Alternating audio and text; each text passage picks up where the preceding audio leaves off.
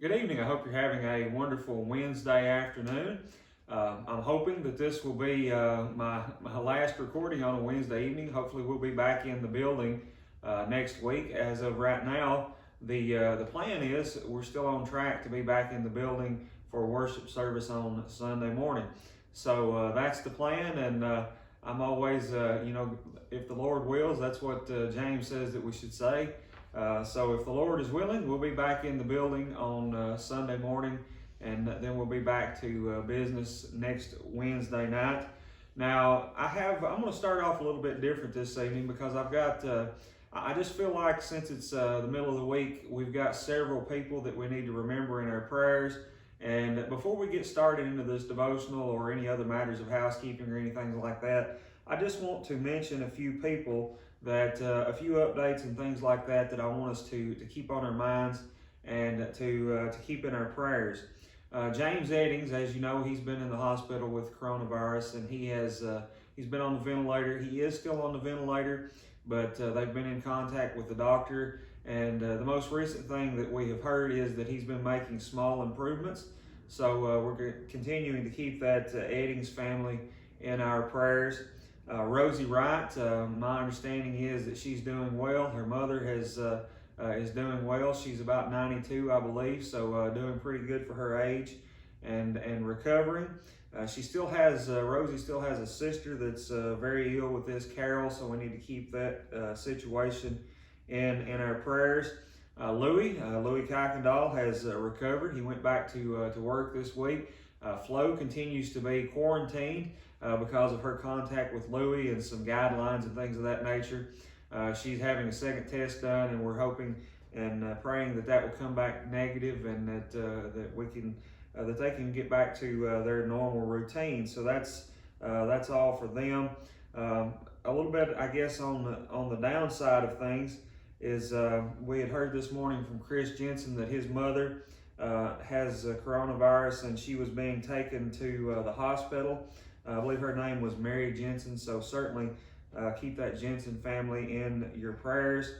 And also an update on Randy Page. He's continuing to have some struggles with his health problems, as you know. And if there is no change, as far as we know, he's probably going to he may have to have a leg amputated, and that's probably going to take place tomorrow. Hopefully that will come out as well as possible. It's just not news that we like to hear, but we want to keep Randy with us, and we want to keep him and his mother Doris in our prayers.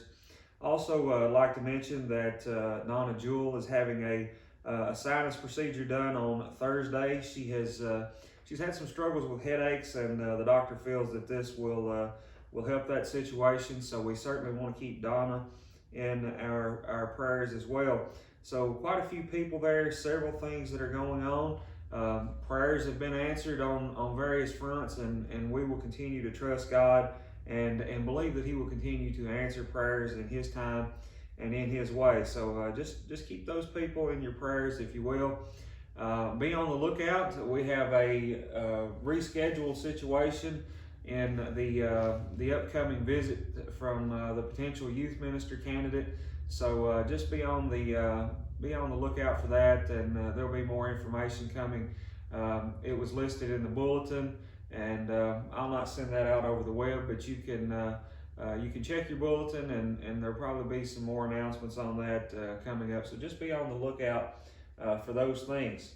Now, as far as your little thought goes for this evening, I'll tell you, we were out for a drive over the weekend, and I had got some new sunglasses. These things were kind of cheap, but they had those lenses where they're kind of orange looking, and it blocks out some of the sun, but it also kind of enhances the colors around you. And as we drove along, I was just looking, and I was like, wow, the trees have really changed color.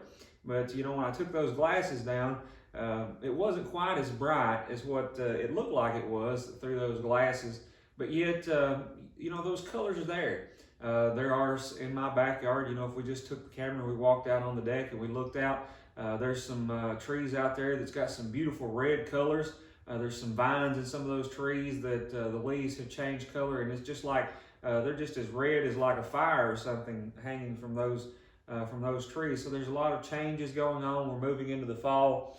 The temperatures are changing. By the time we get to this time of the year, most of the crops have come in. There may be still some people with some late corn that's out or something like that, but for the most part, the crops are coming in, and people are, maybe there's still people out there that are laying up things for the winter. I think about this time of year. I think about when I was younger. I stayed with my grandmother a lot, and she was always about this business of during the summer, late summer, early fall, she'd be gathering up corn, beans, things like that she could buy from people. And I can remember sitting out on the porch and shucking corn and breaking up those beans and making all kinds of preparations. And she would she would can all kinds of beans and corns and kraut and just various things like that, and just laying up and making preparations. And I'm sure that there was probably never a time in my life when she used up all of those things that she canned up and all those preparations that she made. Part of it was because I think she enjoyed doing it. There's no doubt. But it was also because she had seen a time when food was hard to come by. She had seen a time when you needed to make those preparations for the winter time, because in her earlier days she had lived in a more secluded area of the county. It was very difficult to get to town if snow was on and things like that.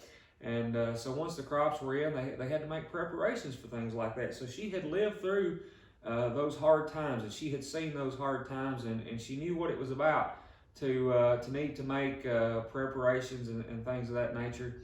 And but both of my grandmothers had been through those times, living through World War II and various things like that. So they knew what it was like to make preparations. And as we think about that and we look out and we see things changing and we think about the harvest coming in and things like that, it makes me think about, well, there's two themes that are pretty common throughout the Bible as I think about all those things. And one of those themes is that God does not want his people to be lazy.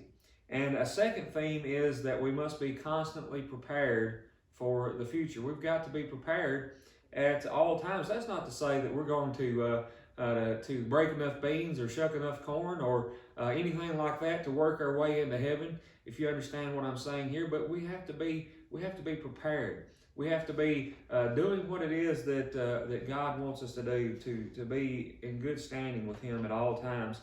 I think about a verse in Proverbs chapter 10 and verse 5 says, "He who gathers in summer is a wise son. He who sleeps in harvest is a son who causes shame." So we think about that. We think about the harvest. Ephesians chapter 4 and verse 28 says, "Let the thief no longer steal, but rather let him labor, doing honest work with his own hands, so that he may have something to share with anyone in need." And 2 Thessalonians chapter 3 and verse 10 says, "For even when we were with you, we would give you this command: if anyone is not willing to work, let him not eat." So always making preparation, being prepared, and there's just no room for God's people to sit back or to be complacent or to be lazy. God expects us to be about his business. When I think about the harvest, and I think about all those things, and I think about how the Bible pictures us as his people as being like a vineyard, or at times as like a tree. And when you come up on that tree and it's not producing, then it was only fit to be cut down and to be done away with. So God expects us to be doing good works. He expects us to be producing something. In Matthew chapter 9 and verse 37, the Bible says, "Then he said to his disciples, the harvest is truly plentiful, but the laborers are few." And friends, with 7-8 billion people that are living on this planet, there is no doubt in my mind that the harvest is plentiful. And especially we think about this area of the world that I'm living in, close to Nashville, Tennessee. They say that there's 100 people that move to this area every day. I think that's more like the population increases by 100 people. But you think about how many people there are out there, and in contrast to that, how few laborers there are to get that job done. That tells me that those of us that are laborers in that vineyard of the Lord, then we need to be about our business of taking the gospel out to the world, looking for every opportunity. We can't let viruses and things like that drag us down. Yes, I'm not saying that we don't need to be careful. I'm not saying that at all. But I'm saying we need to continue to look for the opportunity, because they're all around us. They're out there. Look at this one that we have this evening with these videos that we send out to thousands of people that have the opportunity to view these videos. So there is opportunity out there, and there is work that we need to be doing. We need to recognize, friends, the only way to be right with God is to be right all the time. And one of these days, Jesus is going to come back. One of these days, it's going to happen.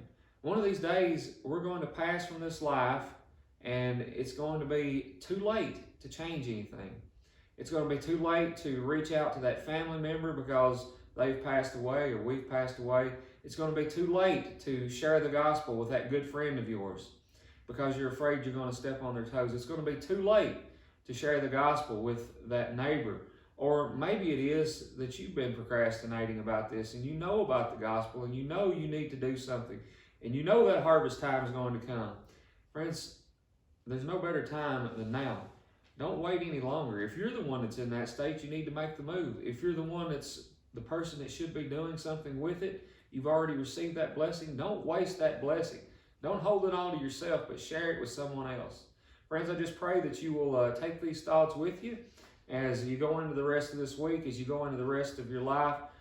Truly, the harvest is plentiful, but the laborers are few. God needs us to be about His business. I want to thank you once again for tuning in, and I pray that you have a blessed week.